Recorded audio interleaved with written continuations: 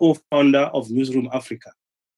We have a broad representation of stakeholders joining us directly via Zoom, and they'll post their questions on the chat box. At the end of the keynote, there will be a Q&A, and we'll try to respond to as many of your questions as possible. To get a direct invite to the next talk tomorrow, 22nd of May 2020, my birthday, by Mr. Dondo Mukhajani, Director General, National Treasury, please contact our WhatsApp number 082-088-5262 or visit the EmpowerWorks website, where you can also get information about empowerment, empower women, empower youth, speakers firm, leadership summits, and other events at www.empowerworks.co.za. We are live on the following EmpowerWorks digital platforms: YouTube, Twitter, Facebook, and the hashtag that we follow for these conversations is Empower Entrepreneurs. COVID-19 has changed the world. Media never stopped as we went into lockdown. I guess you had to adjust and figure out how you'll continue to operate as the science around the pandemic was still emerging and the guidelines were being developed by government. As an entrepreneur in the media space, I wonder what your sense of duty is at this time. Over to you, Mr. Thokozani Nkosi, co-CEO and co-founder of Newsroom Africa. Yeah, thank you very much, Sichaba. I guess it's too early to say happy birthday, so I'll say it tomorrow morning. But I'm hoping that you're looking forward to a great one. Wow, what an interesting time that we're finding ourselves in as a country. I believe the last time that we experienced something like this was back in 1918, when we all struggled with the Spanish flu, which ironically didn't start in Spain, but was discovered when it got to Spain. So it's a good thing that our medical advances have made it such that we're able to curb this earlier than they were able to do back then. But it's still nonetheless a huge blow. I was quite surprised to hear last night when Greg from McDonald's said that in just the 54 days that we've had lockdown, the entire profits for the entire McDonald's South Africa have been wiped out. Now, if a business that has got such a balance sheet can take such a blow, you can imagine what small and medium-sized enterprises are having to go through right now.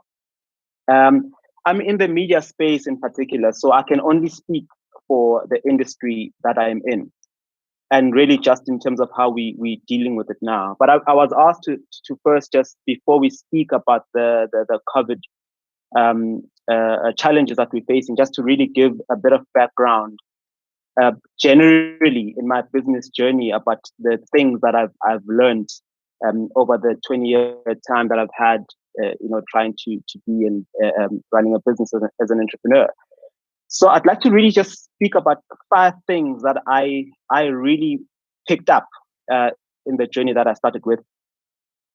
When I was 15 years old, I had been very interested in things that have got to do with media and art. It's something that I was born with. I was really interested in it. I used to write scripts and come up with stuff when I was young.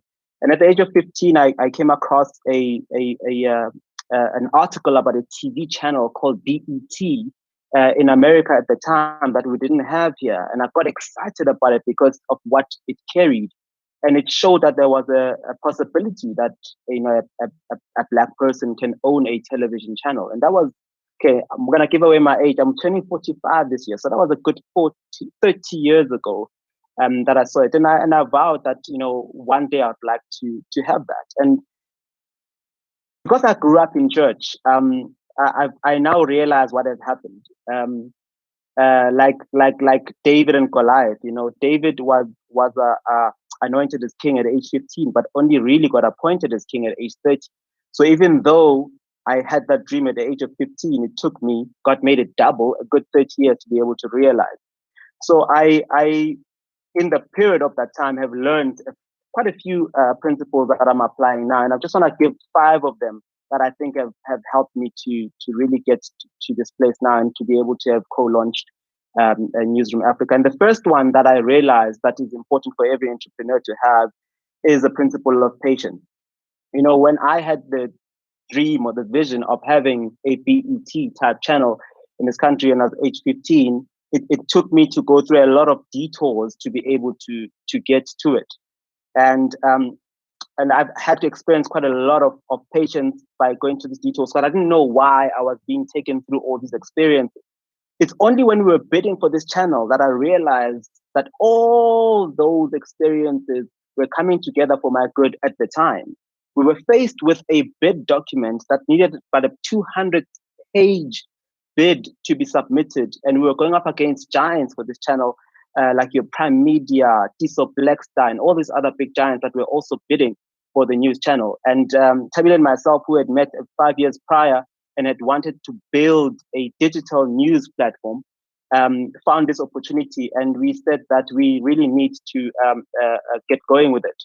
So that brings me also to the second principle that I learned, that I had to be patient, and only when the opportunity for the channel came did I realize that all those 30 years were coming to a head.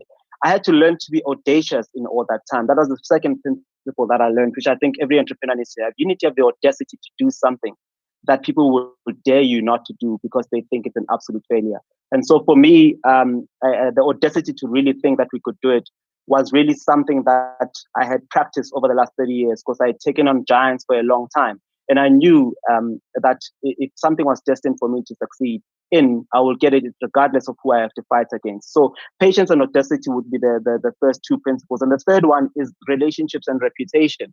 I learned a lot that in all the relationships, or in all the time that I spent trying to get towards building my BET, was really to have to build relationships and to build a reputation, because relationships is what you need to make things happen. When we were putting this bid together, I needed to use every single relationship that I had built in business to make it work. I needed to show a multi-choice. We needed to show multi-choice that we could afford to start a channel. And therefore, we needed to have like a DFI, Development Finance Institution, that would say, we'll back these new people that have never run something so huge before.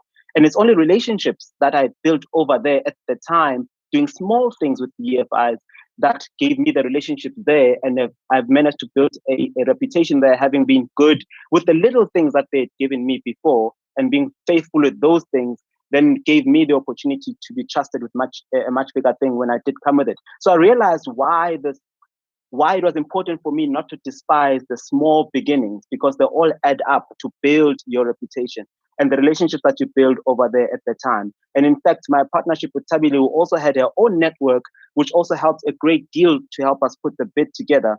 That relationship also came in very handy when we presented the thing. We needed to have people that are credible to be the on-air talent that you see on the channel now. And people in the journalism space, as you would know, are very picky. And we were coming onto a channel that had been occupied by a very controversial platform or brand for that called NN7. And you needed to almost undo that to be able to attract people that would otherwise have said no. And a lot of them said no, because we approached a lot of people who said, no, I think it's a bit too risky for my brand that I had built for over such a long time. I don't think I want to jump into something so risky. It took us using the relationships that we had built, with Tabile having been in the news business at the time for about 10 years, and I have been in television for the last 20 years. It took us going into those people and saying, you need to trust us as people that you know, as people that you've spent time with, as people that you have built a relationship with you and have built a reputation and that you can trust. And it was based on that single thing, trust of the people behind the brand, that we were able to bring the people that you see now who are credible on television being on that platform. Because believe it or not, it's not easy to get those people, because they were already in other platforms, on other platforms where they were very revered and appreciated. And they had to leave that comfort zone to come into a startup and grow with it. So it takes a strong reputation to be able to achieve that. And it takes very strong relationships.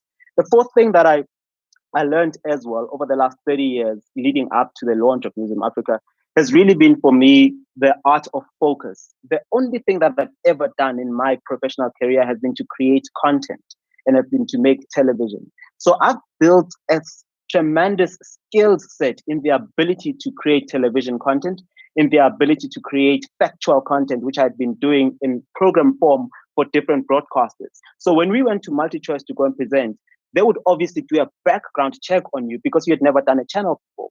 And the ability to have created and have focused in a particular genre of programming helped us to be able to say, okay, these guys have been in this thing for a long time. Tabile has been doing news and nothing else but news for 10 years. Thokozani has been doing television and factual and current affairs and nothing else but that for the last 20 years. So there's definitely enough depth there to be able to trust them with such a huge thing. Remember, at the time, MultiChoice could not afford to give an opportunity for a channel to another a brand that will bring, a controversy to the MultiChoice brand. So it was important for them to go with a brand that would be almost like a showcase for them in terms of managing their reputation. So our reputations were really what gave us the opportunity, because we did not have other news platforms that we had created that they could use, like your Prime Medias and the other guys have had before.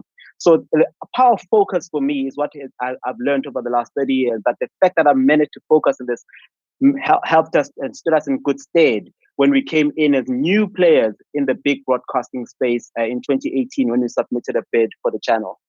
And the last thing, the fifth one that I really believe that I picked up over the last 30 years is that you need to hone and develop your leadership skills.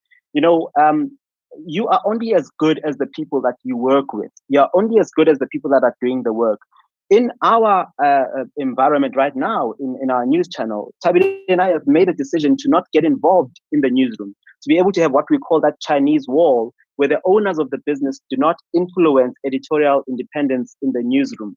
And you depend entirely on those people to be able to deliver a product that will keep you above water. And for you to achieve that, you need to be able to have very strong leadership skills. In fact, in any business, and not just in the news business, you need to be able to leave your business for 2 weeks, for 2 months, once it has matured enough, and it will still run, because you have led the people into a place where they're able to run it, and you have gotten them to become advocates of your business, and they become part of your business, and they feel like it is their business too. And for you to be able to do that, you cannot, have a very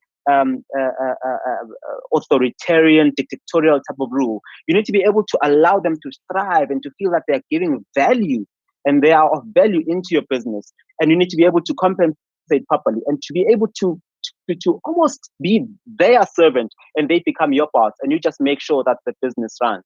So that's the one thing that I've learned, and I think it has worked quite well for us so far.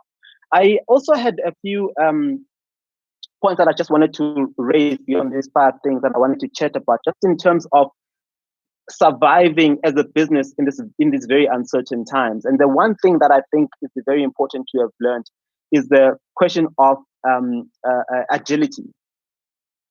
We've had to learn to be agile as a business, and luckily we are an essential services business, so we were able to carry on working during the time of COVID-19, and we were in a privileged position because now people were more interested in news and current affairs, because now we've got this issue of COVID-19 to bear with, so people are relying a lot on us and other news platforms to keep them informed.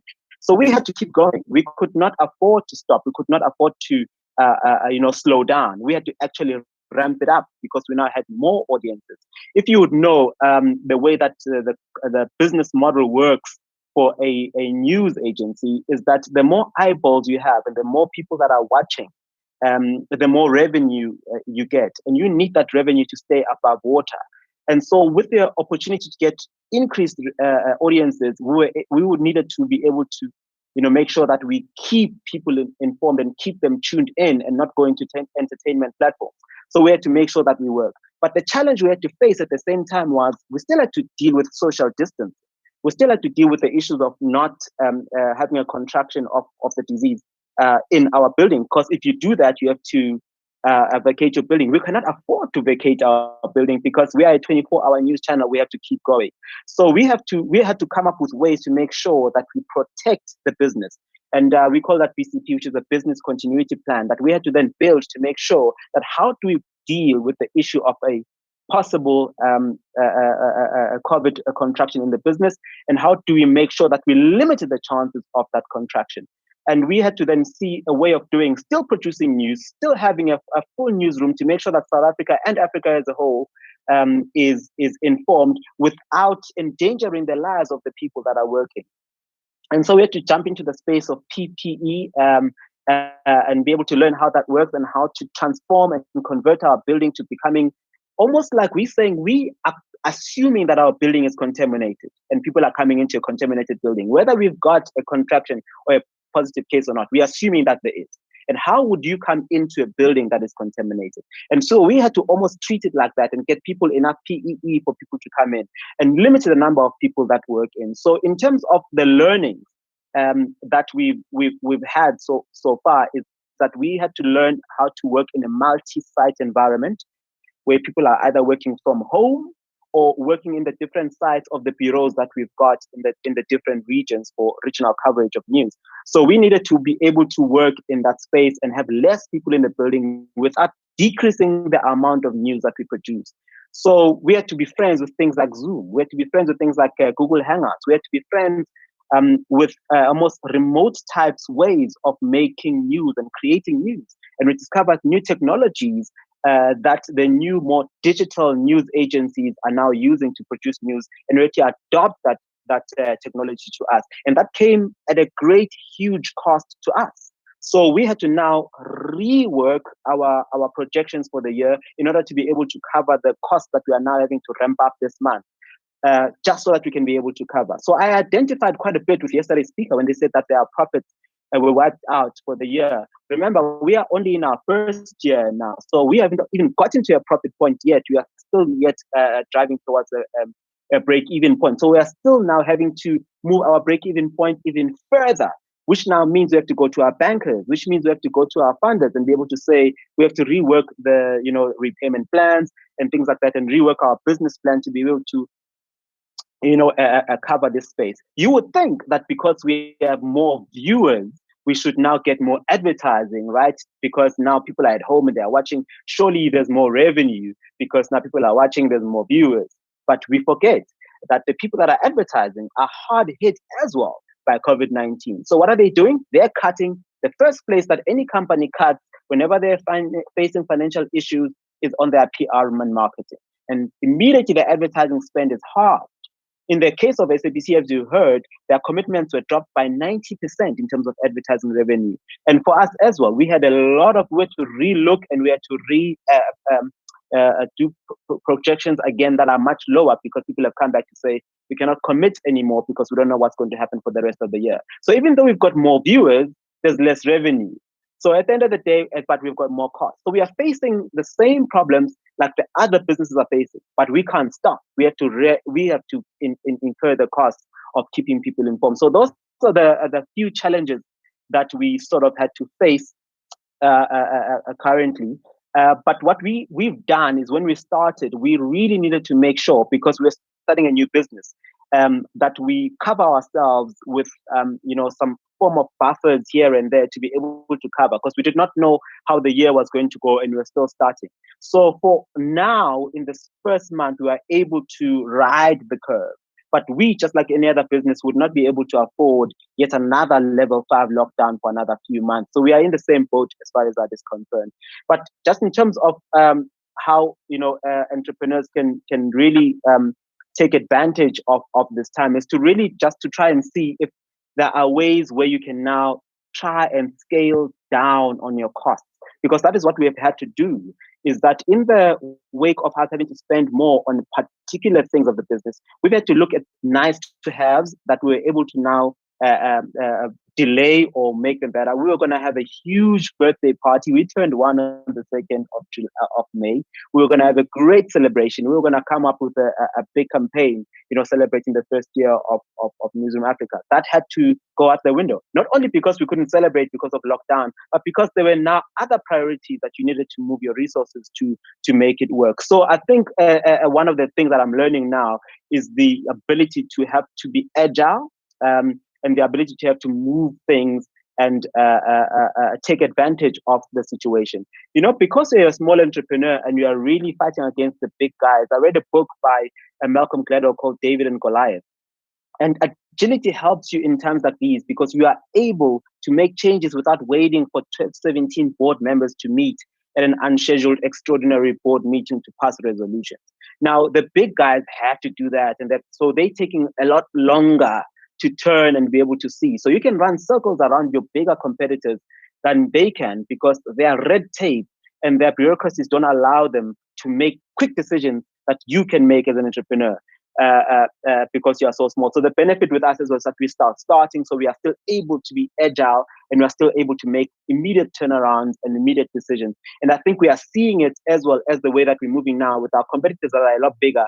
They are being reactive to what we're doing now because it takes them a lot longer to get the board and the minister to approve things. And for us, we are able to move in. So in your space as an entrepreneur, as you are busy fighting your way against the big guys, this is your chance now to really run circles around the guys that can't make quick decisions by making enough decisions quickly enough before they are able to catch up, so that you're able to catch on the benefits of those people that are there now, waiting for someone to come with an innovative idea during this time.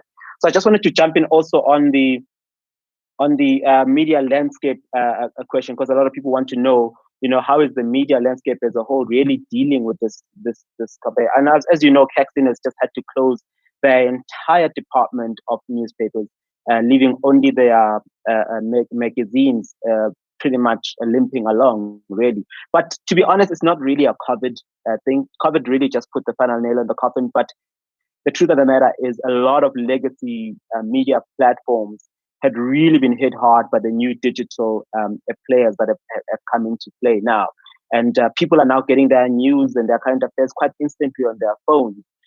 They really come to us, the broadcasters, to verify and to get context of what they've gotten on their social media platforms.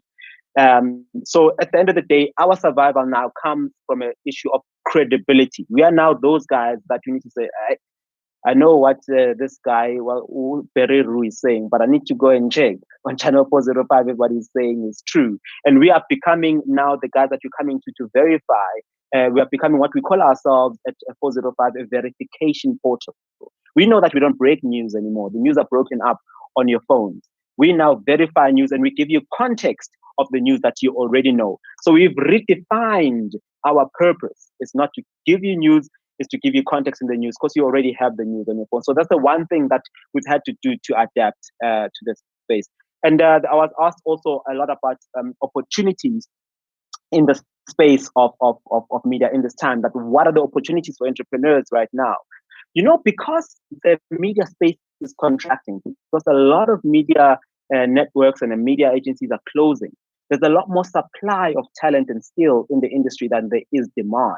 So you're finding a lot of people that are really, really good and with a lot of talent, but without the opportunity to apply the talent. So you see them, going onto social media and really doing those things there and just to keep themselves busy. So the opportunities here in the media space for entrepreneurs is to really come up with innovation of how you can take that great talent that is there and begin to use it in an innovative way. I can't tell you what that way is because it has to be an innovation. It doesn't exist anymore. It won't be anything like it. I mean, if you take a Facebook, for instance, there was nothing like it before. And if you had to go to Mark Zuckerberg and say, come up with something innovative, say, how about I come up with a platform where people can socially connect via the internet and they share pictures and you have your album, you now have it on the phone instead of having, that could work. And then it starts and it grows. But nobody could think of that except him. So you need to come up as an entrepreneur with something that doesn't exist, but can use the skills of the people that are in that industry now.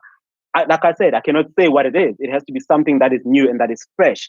And just because an industry is saturated, that doesn't mean that there's no room for another player. If you can take TikTok, for instance, right now, TikTok came into a space that was very saturated with Facebook, Twitter, Instagram, and to a lesser extent now Snapchat.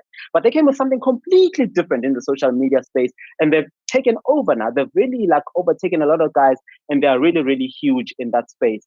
And in the space as well of the platforms that already exist, like your YouTube. The highest earner on YouTube now, I'm sure you'll know, is younger than 10 years old, at just under 500 million rand revenues a year, creating videos where they're just reviewing toys. So there's a lot of opportunity in the media space. It just requires the talent and the skill of the people that are there, and somebody who has the innovation to really come up with something fresh and exciting in the industry. There's no such thing as no new ideas, I don't believe. And because the time is run out, I think I'll stop here, Mr. Chaba, and perhaps more insights will come as we answer questions. Thank you very much, sir. And I would like to make sure that people know that I'm still here. The only difference is, first I'm going to help you read some of the questions.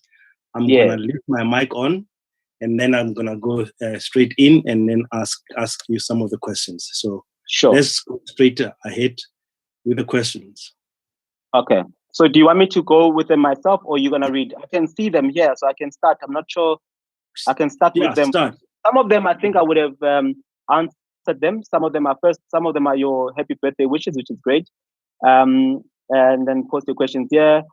And I'm just trying to find questions because some of them are just comments.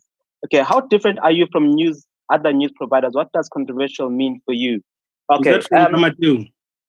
This is from Ramatau Munyokolo. Okay, you can just also acknowledge the people that have asked the questions. Okay, Well, I think that the difference for us is that we wanted to bring news of the people, where we're telling people stories more than just telling the facts and giving academic reporting.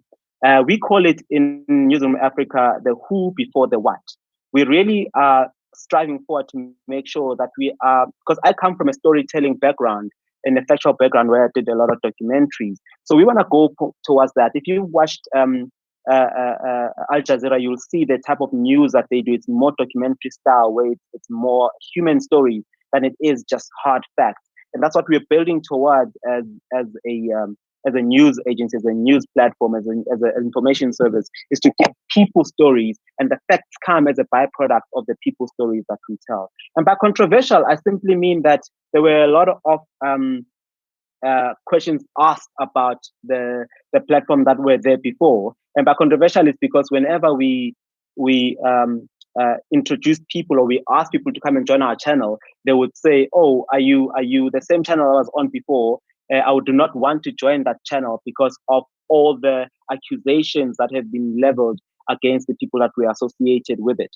Not because there was anything proven, but just because there was controversy around those people. So it may not necessarily have been the platform itself, but because there were a lot of political machinations around that, that's what made it controversial. So that's what controversial means to me. It's when there is some sort of contestation around the credibility of the people that are associated with a particular brand. I'm hoping that has answered you. Please develop an integrated media strategy. Okay, this is not a question. That's fine. I'll read these once we're done.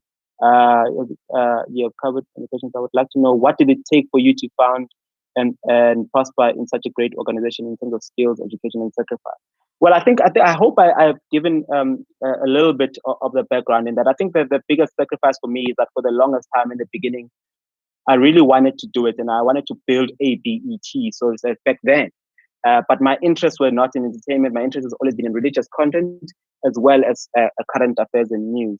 And I started a religious content channel for Top TV in 2010. And then in 2018, Tabitha and myself started the news one. So the two interests that I had growing up, I was able to start a news channel, channels in those areas as well. And the sacrifices basically were mainly the fact that I had to work for free for quite a while just to learn. And I never really asked for money. The first paycheck that I ever got, it was offered to me, but after having volunteered for quite a while. So I think a lot of and I grew up like everyone else, I studied for TEFSA at the time. It's called NSFAS now, with study loan. And then after that, I had to pay it back like everyone else. So I think, that story. I'm trying to move fast so that I can be able to go to questions. Yeah, don't go too fast, because at the back of Nkuleleko's question coming on our live stream on YouTube, Lihle pays you a compliment and said, great wisdom and initiative that you have created. But the question is this from Lihle. What 5 principles do you live by in your personal and professional life? Okay, I'm not sure if there are 5, but I do have principles that I live by. I live by a principle of being completely full of integrity. I can say for sure now, I'm proud to say I've never paid even a cent of a bribe to anyone to be able to get anywhere. And I've let go of quite a lot of opportunities because there was that caveat added to it. So in terms of integrity, that's the one thing that I believe strongly in. I believe that God is the one that brought me to where I am now. And I don't want to say, God, you've done well so far. I'll take it from here. Let me just give this guy a brown envelope. I think you've done enough now. I can handle it myself. So I think I've been brought here by the grace of God, and I think God has not brought me this far to leave me. And I think that he'll take me forward. So integrity for me is at the top of it. And really, resilience for me is also a big one. You get a lot of no's before you get a yes. Just because you are saying Newsroom Africa running now doesn't mean there were no attempts before that we got rejected for. Like I said, there are many other things that you and I tried to do before we got into Newsroom Africa. But with every attempt, you get a learning. And with every attempt, you build a relationship. And with every attempt, you build a reputation of being persistent. So resilience for me is a big one. And also the ability to learn and have a teachable spirit. Every single day I learn. I started in business exactly 20 years ago, actually, and now. But every single day I learn something new. And I know every single day I'll keep learning something new. So having a teachable spirit is the key to be able to learn. And also being able to do the most with what you have in your hand right now, and making sure that you do not live beyond your means. Because what I've learned in business is that there are valleys and there are hills. On your good days, you need to remember that you need to be able to survive a valley, like we're having through a valley right now. And only those that we're really prepared for a valley will be able to see this valley through. So for me, those would be, I guess, the big three things that I'd say that I live by. Should I carry on to Chaba, or you'll quote another question? I think there is one from Classy who says, how do you manage to align your dream in communication or news career from being a teenager to a pillar of my favorite news channel or newsroom? You might have covered it. Be brief on this one because the next one. Okay, so can you ask it again? So I'm trying to understand the context. How did you manage to align your dream in communication or news career from being a teenager at 15 a pillar of my favorite news channel now at 45? Okay, it happened through a series of small opportunities. When I was 15, I started, because I had a dream of starting this thing, and I did not have a way of doing television. And I grew up in church. Both my parents are pastors. So I put together a bunch of young people, and we started an arts group where we did drama and things like that to create our own content that we could not film. But we did, and we performed it in different churches. So we were able to almost like hone our skills. So I wrote a lot of those plays. I put together a lot of those performances. So I became a producer, so to speak, before I was even an actor.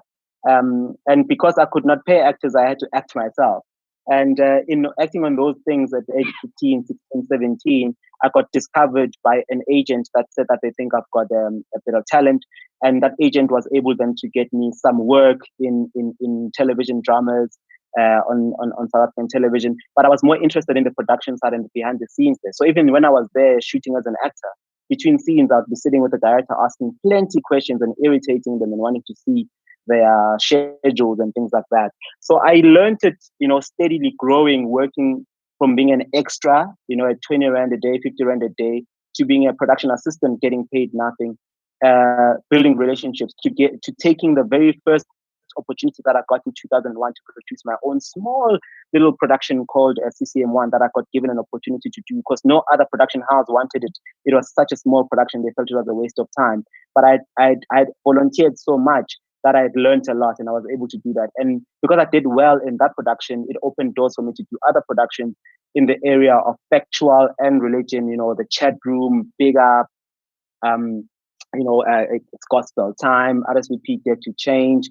and later on Trending SA. And I did quite a few things for ETV as well. So I started getting those opportunities now, becoming a broadcaster, but in the production space. And that reputation, grew that I make good productions. And I was able to grow in that space. And I grew the Talks Media Group like that, making television. So when we bid for the channel, we already had quite a track record of having done good work on television. So it was easy to say we can trust this guy on television and we can trust Tabile in the area of news. Okay. I'm going to ask you, there are two questions. One is right here in the chat room. Another one comes from our digital space. They are related. Vincent is asking to say, are you not controlled by any political party or business people? How do you trust your editorial independence? I would like to link that to the question that Annele Majova is asking, says, is newsroom aligned with any political ideology? If not, how do you ensure that you are neutral and resist politics, as news organizations are always caught up in politics? Yeah, so we try by all means to make sure that we don't. That's why we call that the Chinese wall. You know, because on the business side, Tabile and myself have to keep our heads above water and keep the business's head above water, just in terms of making sure that we can pay the rent.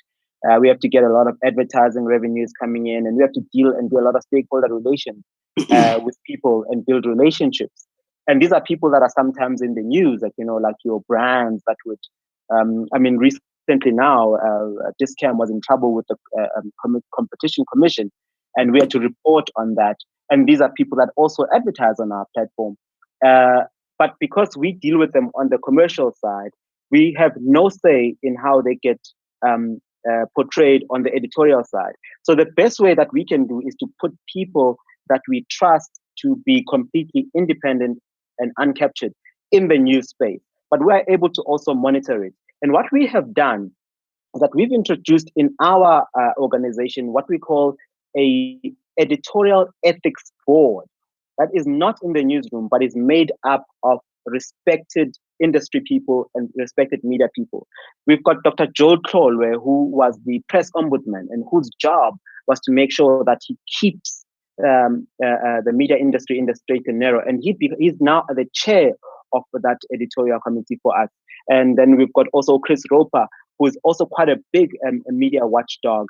And we've also got Dinesh Balia, who is an academic in media ethics. And these are the people that are continuously monitoring our output to make sure that it is unbiased, that it is independent, and that it does not seem to be captured in any way.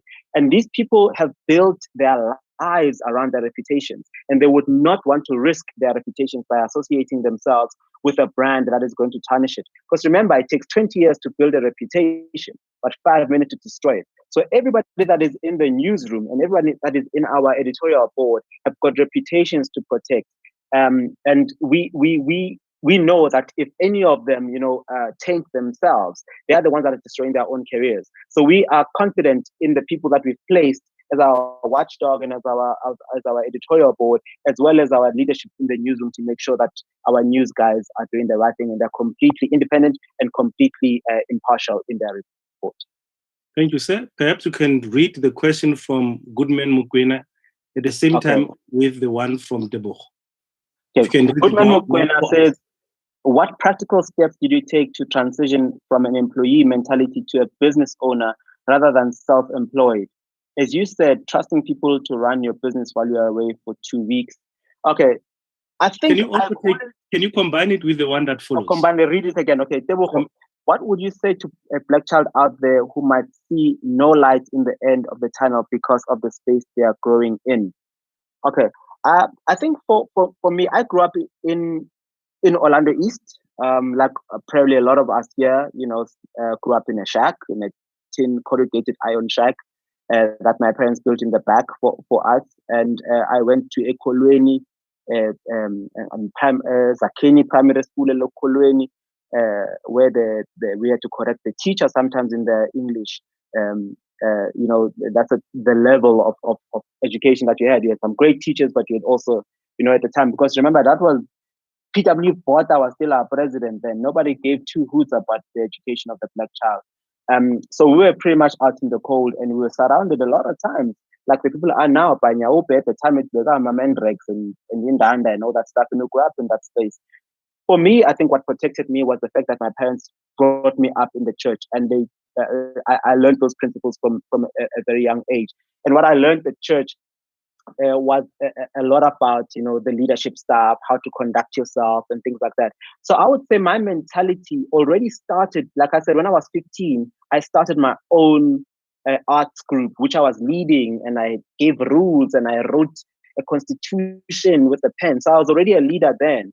So even when I took a job volunteering while I was studying at varsity, I really operated like those businesses were mine, than like I was an employee. So I never really had to transition, so to speak. I had to really look at those businesses. So I think my case is a bit different, but I do know other people maybe in an employee mentality that you'd need to change. But there's nothing that forces you to change than jumping out of your comfort zone and jumping into the fire.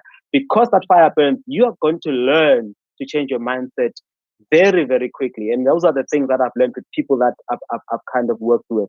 And I just wanted to answer the question about trusting people who worry away. I think for me, it's about who you get to work with. 90% of your business success relies entirely on who you're surrounded with. Jim Collins says that it's first who and then what. Before we even worry about the product you are selling, we have to worry first about who you're selling that product with. It is who you associate yourself with in terms of your own entrepreneurship journey, whether it's a partnership or whether it's people that are coming to work for you or with you. It is very important to associate yourself with the right kind of people. It's actually, you may be friends with someone and say, hey, let's start coming together. But if you know that your friend is irresponsible, looking late for your drinks meeting, why do you think they're going to arrive early for a normal work meeting? So you need to be able to choose people right and not put emotion and attachments ahead of principle and facts when you're making decisions about who you associate yourself with. I'm hoping I've answered those questions. If you can read the one from Lindelwa. Lindelwa says, is the title Newsroom Africa inspired by Aaron Sorkin's The Newsroom? No, not at all. Not at all. It's not. There were actually other bids that were submitted to MultiChoice that also had the word newsroom in them. Newsroom Africa really for us it came from wanting to build a news brand for the entire Africa to go to, one source that the entire Africa goes to. And right now we're still South African focused, even though on the 15th of July last year, we opened up our signal to the rest of Africa. So our hope is to be able to have an all Africa feed. Well, I want to give our plans ahead, but in the future, we want to open up an entire feed. We'll have a South African feed, and then we'll have an entire African feed that we're going to open in the future. So Newsroom Africa really, Newsroom just speaks to what we do, and then Africa speaks to our aspiration to reach the entire continent. I'll just read now Classy Khopa's question. How did COVID-19 affect Newsroom's balance sheet, and how much value have you lost up to so far? Oh, I did say this earlier, but I'll repeat it now. It was affected by quite a bit. In the first lockdown, when we were in level 5, we had to downwardly adjust our projections by 30%. And when the extension happened in lockdown level 4, we had to adjust it by a further 20%. So we are right now affected to the tune of 50% of our projected revenues for the year. So that's where we're standing now, with the hope, obviously, of recovering it as much as possible within this financial year. But even with our recovery, we're anticipating that we are going to recover probably to about 70% of our initially projected. So it just moves our break-even point about 6 months later. And then I just want to read, sorry, I may have skipped some. Ramateu, I think I've asked this already. Yeah, you have answered it. Yeah, I've answered this, yeah. Bongishongo says, very proud of you. Can I please have your email address? Yeah, sure, I'll type it in here. Re-employee benefits, okay, sure. Newsroom Africa, this is from Vincent. Did I read this one? Newsroom Africa is from how do you justify increase in subscription during these hard times whereby clients are negatively impacted? Okay, let me explain how it works. We are not a MultiChoice channel. We are a third-party channel. So MultiChoice owns a few channels, like they own the Mzansi Magic channel, they own the Super Sport channels, they own the Mnet channel, but they don't own ENCA, they don't own SABC, they don't own Newsroom Africa, they don't own BET, they don't own Nickelodeon, they don't own. These are all third-party channels that are privately owned by private companies, and MultiChoice rents these channels from us and pays a rental fee to keep these channels on their platform, and then they charge you to watch those channels, and then part of your subscription fee then pays for the rental of those channels. So the 100 channels that you see there, MultiChoice owns just a percentage of them. The rest are third-party channels that are just there that MultiChoice is renting from those people. So we're not a part of the MultiChoice business or business plan. So I wouldn't be involved in how they do their charging and things like that. And then I'll just ask answer Nkululeko Nkonde, who says, what legacy would you say you'd like to leave?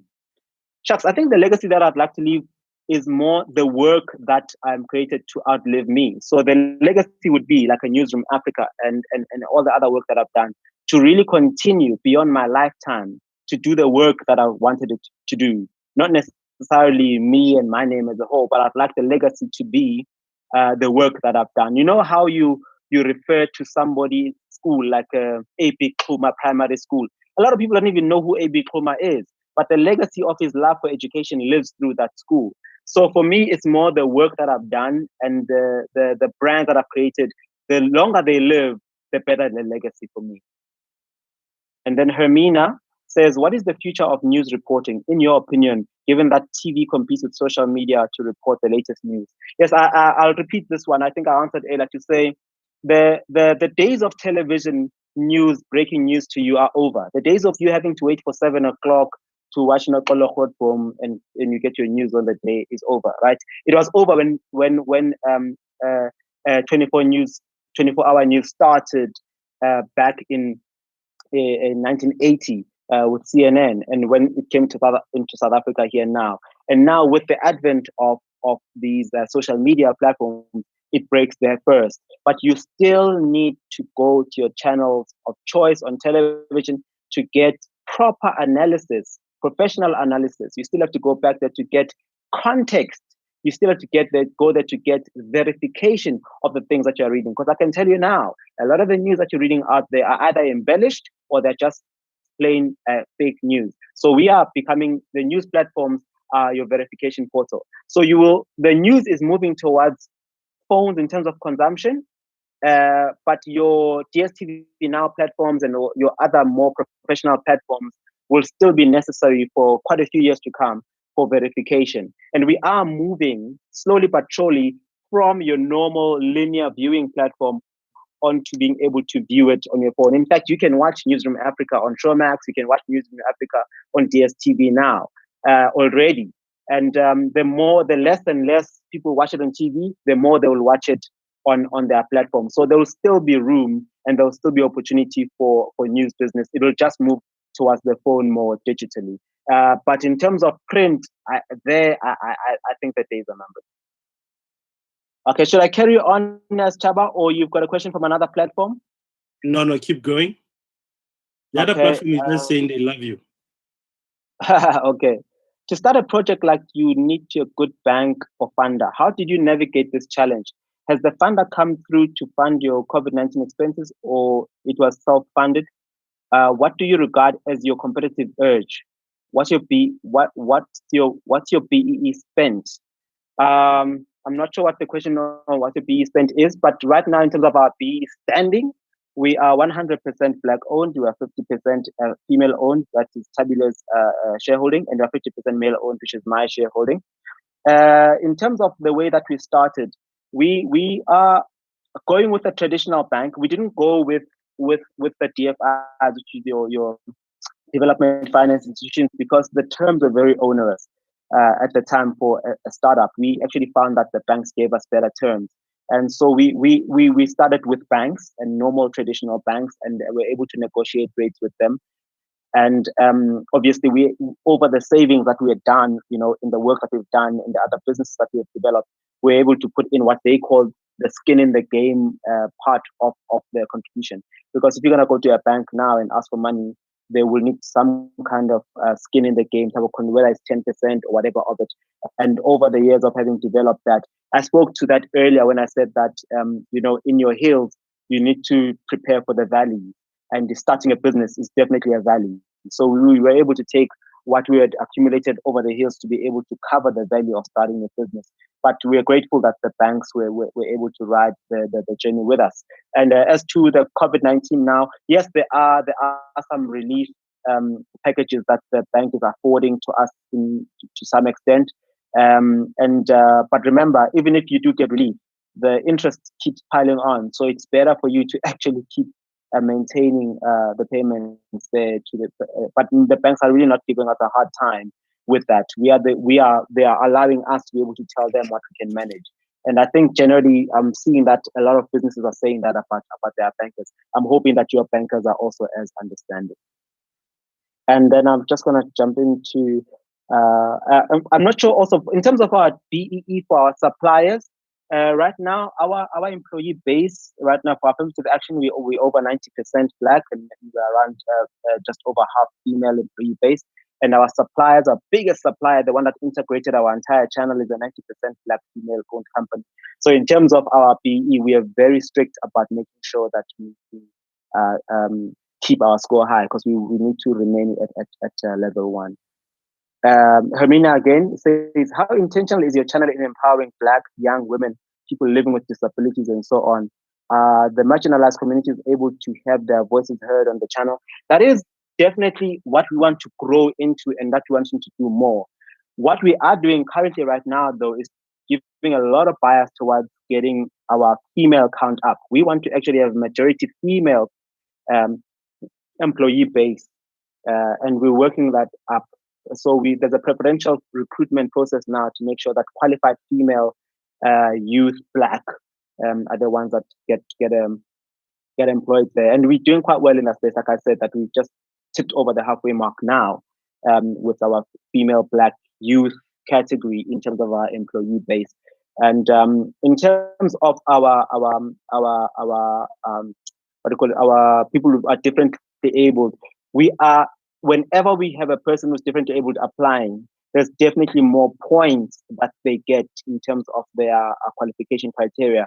But because there are other things as well in the scoreboard to check, we also need to tick those boxes first before we apply, because we don't want to employ someone just because they have a disability. They need to also have the skill. So we do have some people who are differently abled, but we would like to take that number up as much as we can as we recruit more people as we grow.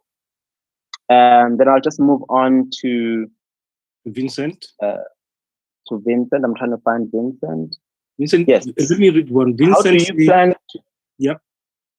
How do you plan to use data analytics to grow your company? Well, we use different types of data analytics to grow our company. We've got data analytics that speaks to viewership patterns, content consumption patterns.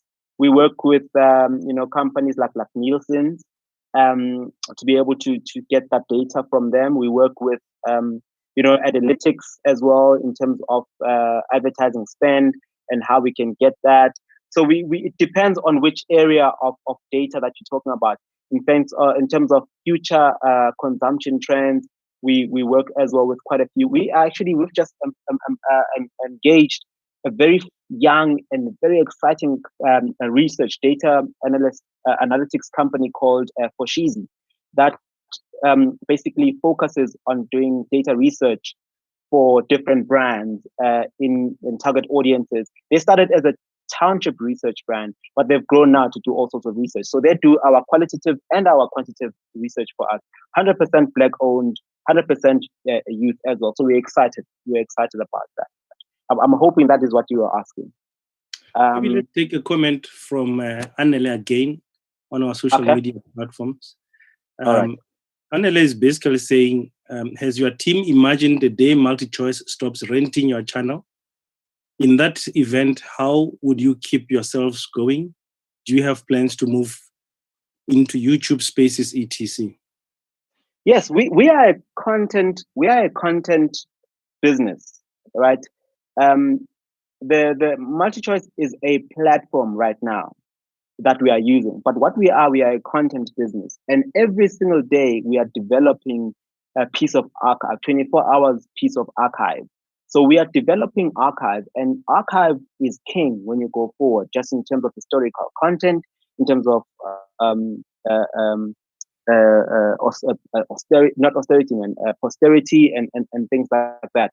So for us, we are building a catalog of content for us to be able to create factual, current affairs, and documentary content going forward. That is what we're doing. That is my background, and that is what Tabile has been doing as well, creating content in the current affairs space. The opportunity to do it in the form of fast news for MultiChoice is an opportunity to be able to drive and generate that content. But once it's on MultiChoice, remember MultiChoice rents the channel itself, what you play. But once it's gone through there, the archive belongs to us. And in the back end, we are able to mine that archive. So our business is the mining of the archive. The Disney, I think it's Disney and 20th Century Fox that have done a deal now where they bought each other's archives. And I mean, they were talking about hundreds of millions of dollars in there. This is stuff, Mickey Mouse from 1965.